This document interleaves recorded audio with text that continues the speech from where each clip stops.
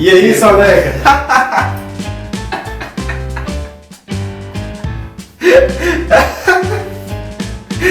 O time dele tá na segunda divisão. Você vai ver, viu? Vai ter volta. Vou contar tudo pra minha mãe.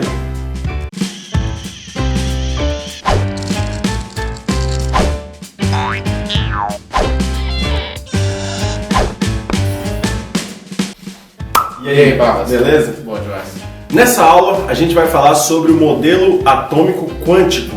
Nossa, que complicado, né? Esse modelo é o mais complicado possível, embora seja o mais aceito entre os cientistas. Tudo que a gente fala é sobre modelos. A gente não tem a certeza de como é esse átomo aí. Mas com o estudo, o avanço da ciência, a gente vai tendo uma ideia melhor de como seria o átomo. Esse aqui seria o último que a gente tem, o mais atual possível.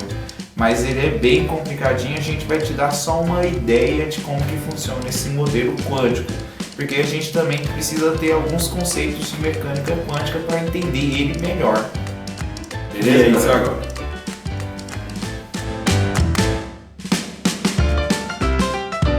Então, galerinha, para explicar isso aqui, a gente vai ter que usar muito o poder da imaginação. Olha só, o princípio da incerteza, que foi denominado lá pelo Heisenberg, tá?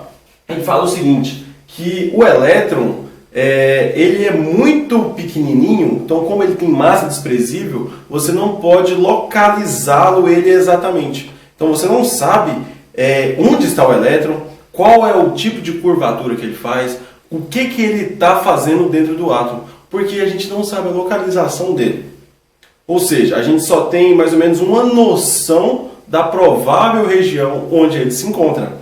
Então a gente fala que ele não tem uma posição definida, ele não tem direção definida e também não tem velocidade definida. Por isso que o princípio se chama princípio da incerteza. Nesse caso, não podemos afirmar nada sobre o elétron e suas órbitas e suas diferentes trajetórias. Como a gente não identifica a posição, a direção, a velocidade real do elétron, a gente não tem uma ideia de uma órbita bem definida, assim como o Bohr tinha falado. Então é aí que o modelo de Bohr ele entra assim numa incerteza, você não sabe se ele realmente está correto. Aí vem um conceito que a gente chama de conceito de orbitais. O que seria um orbital? Um orbital é uma região tridimensional onde existe a maior probabilidade de se encontrar esse elétron.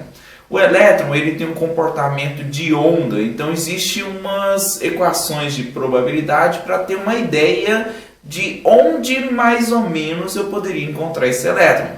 Sendo que não é certeza que ele estaria nessa região, mas é uma alta probabilidade de se encontrar ele ali. Essa região, onde eles fizeram cálculos e falaram que é a região de maior probabilidade de se encontrar o elétron, é a região que eles chamaram de orbitais. Bom, o orbital ele não é um lugar fixo, é uma região. Exatamente por causa do princípio da incerteza. Esses orbitais, eles também podem ser chamados de uma nuvem eletrônica, região onde se encontra os elétrons, uma nuvem aonde pode ser encontrado esses elétrons.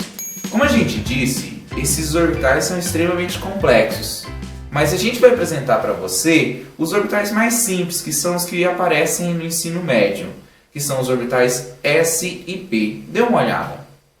Como você pode observar aí na figura, os orbitais S têm um formato esférico, um esférico tridimensional, no caso, né? Os orbitais P, ele tem uma forma mais roseada, parecendo uma nuvem que preenche o plano cartesiano X, Y e Z, ou seja, está na forma também tridimensional. A gente às vezes chama ele de formato de duplo ovoide, porque ele tem dois formatos ovalados dentro de um eixo. Na verdade, a cor roseada é só uma representação, porque a gente não vê isso, então a gente não sabe se ele tem cor, não dá para identificar a cor. Mas é só para você entender melhor e visualizar melhor essa figura.